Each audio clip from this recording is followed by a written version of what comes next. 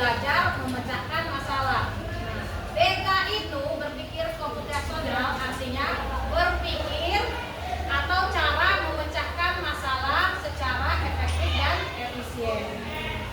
Kayaknya semua masih pada belum semangat, ini masih belum sadar. Kita flashback dulu ya biar semangat. Baik, silakan berdiri. Berdiri semua. Mau ngecek semangatnya udah 100% belum?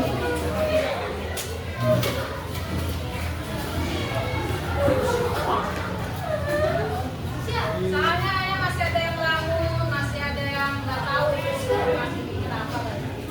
Ya, kalau kita akan main botak, batuk, dan batik. Ayo berdiri. Kalau ibu bilang botak, kalian pegang. Kalau batuk, pegang. Kalau batik, pegang. Bisa? Kita cek ya siapa yang belum hadir atau belum sadar di sini. Satu, dua, tiga. Botak. Batik. Ibu yang bilang. Batuk. Botak. Batuk. Batik. Batik. Batik. Batuk. Botak. Batuk. Botak. Batuk. Botak. Botak. Botak. Nggak ada yang salah, berarti udah semangat ini ya. Oke, tepuk tangan untuk kita semua.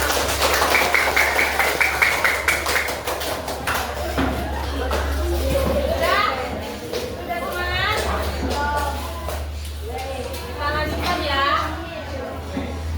Tujuan pembelajaran kita hari ini yang pertama, pembelajaran kita hari ini yaitu yang pertama, siswa mampu memahami konsep berpikir komputasional untuk menyelesaikan masalah dalam kehidupan sehari-hari. Yang kedua, siswa mampu menguraikan dan memberi contoh penerapan berpikir komputasional dalam menyelesaikan berbagai permasalahan dalam kehidupan sehari-hari. Metode pembelajarannya kita hari ini karena tidak menggunakan komputer, metodenya pakai unplug ya. Nanti terus ada diskusi, kelompok, menyelesaikan masalah. Dan metode penilaiannya Ibu akan lihat dari sikap kalian saat berdiskusi kelompok dan nanti ada tes pakai Google Form.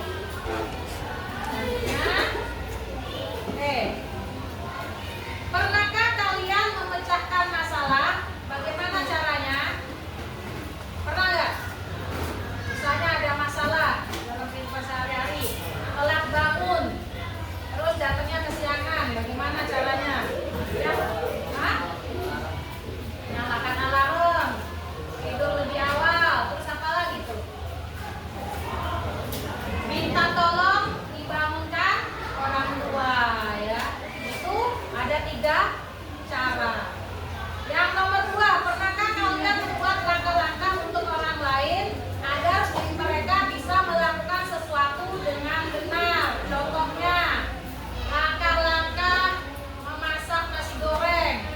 Nah, harus urut nggak? Kalau nggak urut nanti nasi gorengnya nggak jadi, bisa gagal. Yang ketiga, mengapa penting membuat langkah-langkah yang jelas dan berurutan dalam menyelesaikan sebuah tugas? Tadi, kalau misalnya katanya, kalau mau bikin nasi goreng misalnya semua peneluk nasinya belum matang, bisa-bisa nasi gorengnya gagal, jadi bubur. Oke, sekarang coba silakan dilihat di sini ada gambar siapa? Presiden ya, Presiden Trump sama siapa itu? Sama Putin. Kira-kira menurut kalian ini asli atau tidak? Tidak. Nah, ya ini adalah buatan AI atau kecerdasan tadi artifisial, kecerdasan buatan. Kecerdasan buatan itu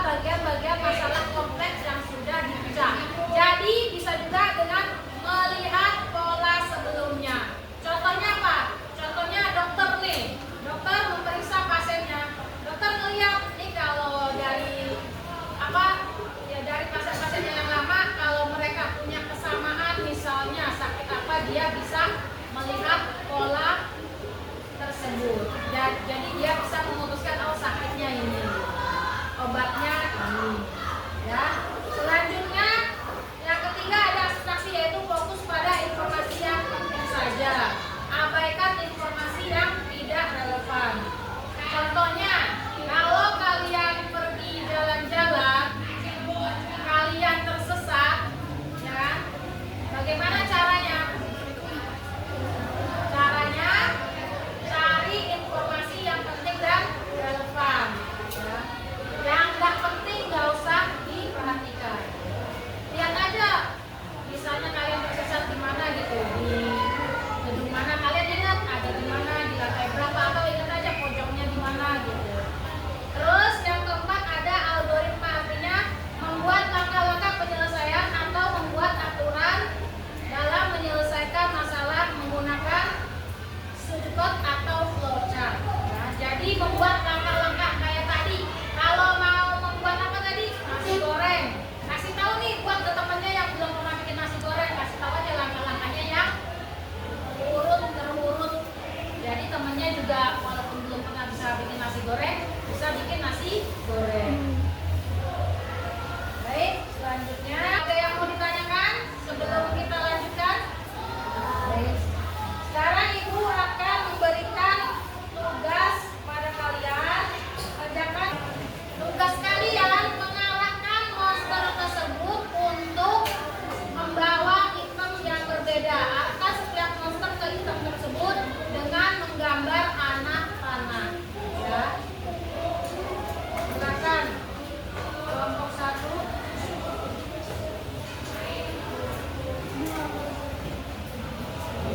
Kelompok 2. Ini jangan dicoret-coret. Nanti Ibu kasih contoh satu ya. Ini jawabnya di sini. Misalnya ini jawabnya.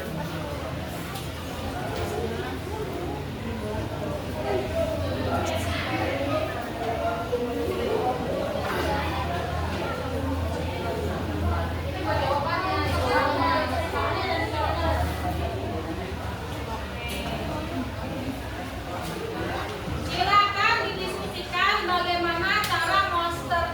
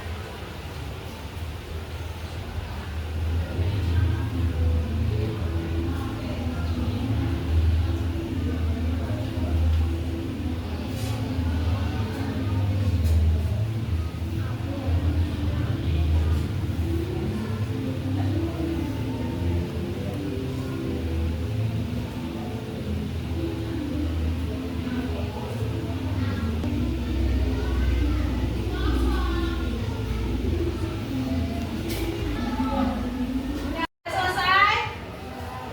Sudah selesai mengerjakan tugasnya?